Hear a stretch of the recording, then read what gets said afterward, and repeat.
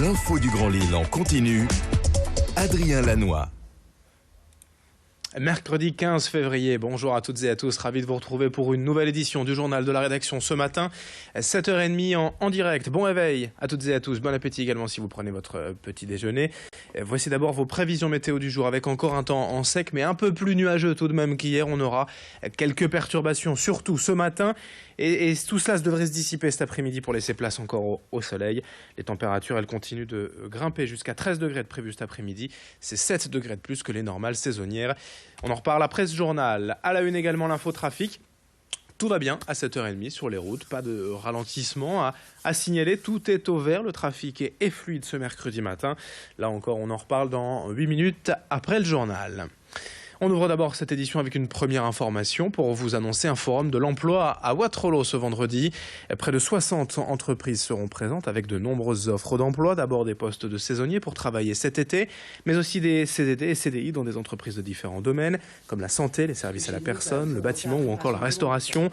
Des offres d'emploi en Belgique également et la mobilité européenne à l'honneur, mais aussi plusieurs ateliers concernant entre autres le numérique et les métiers de l'animation. C'est ce vendredi, salle Roger Salengro à Wattrelos. Et on écoute le directeur de la mission locale. Nous avons tout un fichier d'entreprises avec lesquelles nous travaillons déjà. Ce fichier est enrichi chaque année en fonction des prospections que nous faisons sur le secteur et surtout les opportunités de nouvelles entreprises qui s'implantent sur le territoire. Mais c'est aussi des entreprises qui viennent du territoire de Belgique.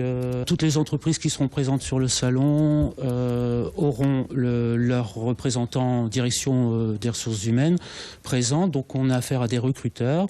Ce sont des entretiens réels qui peuvent donner suite à un deuxième entretien. Une autre image dans l'actualité pour évoquer ce projet de rénovation d'anciennes maisons minières à Lens en hôtel 4 étoiles face au musée du Louvre.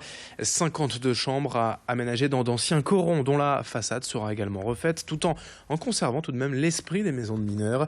Le bailleur social de la région des Hauts-de-France, Maison Cité et Hôtel Esprit de France sont associés dans ce projet visant plus globalement à réhabiliter du musée, le rendre plus attractif pour les visiteurs. Un restaurant et un bar accompagneront la création de l'hôtel, mais aussi un spa et une salle de fitness, le tout avec vue sur le musée, le parc attenant. 25 emplois y seront créés à terme, le tout pour un coût global de près de 8,5 millions d'euros et une fin de chantier annoncée en 2018. Présentation en détail au micro de Clotilde Le Guévac. En fait, cet hôtel doit vivre bien évidemment de la clientèle du musée du Louvre.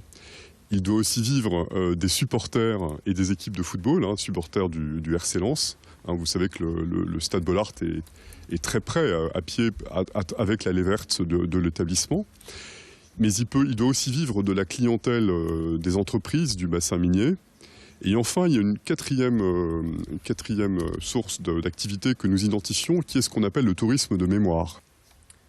7h33 en direct. En bref, également à Lille, un double appel à témoins. Après un accident de circulation hier à midi à l'angle des rues Giraudoux et Faubourg des Postes, une dame âgée d'une 60aine d'années a été renversée par une voiture qui a pris la fuite. Faute de papier identité et inconsciente, la victime hospitalisée n'a pu être reconnue pour l'instant. La police recherche donc des informations à son sujet, mais également à propos du conducteur du véhicule en fuite. Il s'agirait d'une Citroën de couleur grise. Le téléphone de la brigade accident de Lille, si vous avez des infos, c'est le 03 62 59 83 92. Notez également un dramatique accident du travail. Hier à Roubaix, un ouvrier de 29 ans de la filature Achille Bayard et compagnie rue Monge a eu la main arrachée et en nettoyant une machine industrielle. Ces gens ne sont pas en danger, mais il a été transporté à l'hôpital et l'inspection du travail a été saisie. Dans cette édition est également le grand angle de la rédaction consacré au projet un peu fou d'un père de famille à Hénin-Beaumont, faire un tour de France à vélo pour faire connaître les maladies rares. Frédéric Debucher prévoit de partir en septembre prochain à la rencontre des professionnels de santé, d'associations et de familles concernées par ces maladies. Son fils Ethan est lui-même atteint d'une maladie génétique rare. Le reportage est signé Idil Gunaï. Voilà, donc papa il va partir de Hénin-Beaumont, donc Corbie, la première étape. 21 étapes au total, c'est ce qui attend Frédéric Debucher, qui se prépare à parcourir 2788 km à travers l'Hexagone. L'objectif étant de faire un zoom sur les maladies rares, comme la maladie de Dante, qui touche son fils Ethan, âgé de 10 ans, et qui débouchera sur une greffe de rein d'ici quelques années. Une action symbolique pour ce papa motivé. Je me prépare assez assidûment depuis que j'ai eu donc tout le matériel dont j'ai besoin pour faire ce Tour de France. Alors j'ai fait ce qu'on appelle un pot commun donc sur la page Facebook que j'ai créée pour le projet. Et donc c'est vrai que la première idée de ce projet, c'était de financer dans un premier temps l'achat du matériel. Donc ça, c'est fait. Reste maintenant à s'échauffer pour être fin prêt le jour J. Frédéric entend sensibiliser les visiteurs aux maladies rares à chaque ville-étape, avec une petite appréhension tout de même face à ce défi de taille. Je pense que ça sera surtout au niveau de la 10e, 11e étape, où là on arrivera au Massif central, où ça commencera à monter. Voilà, je pense que là ça sera un peu plus dur et voilà, il faudra être super motivé pour pouvoir y arriver. Mais j'ai un tempérament voilà, assez fonceur et quand j'ai décidé quelque chose, voilà, je fais tout pour y arriver. Les sponsors et partenaires sont les bienvenus pour habiller la voiture publicitaire qui suivra Frédéric tout au long de son aventure.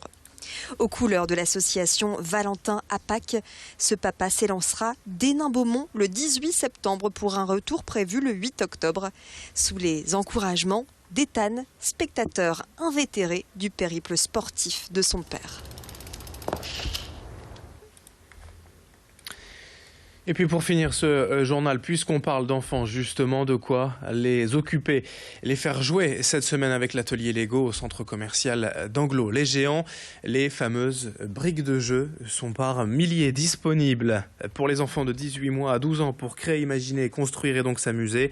Un grand espace créatif où il y a des animateurs présents pour aider les enfants, soit dans leur jeu, chacun de leur côté, soit en participant à la construction d'une œuvre collaborative, une mosaïque de Lego à laquelle chacun peut participer. C'est ouvert tous les jours de 11h à 19h sans réservation au centre commercial d'Anglo. On en reparlera d'ailleurs tout à l'heure à 7h45. D'abord, vos prévisions météo et l'infotrafic dans un instant.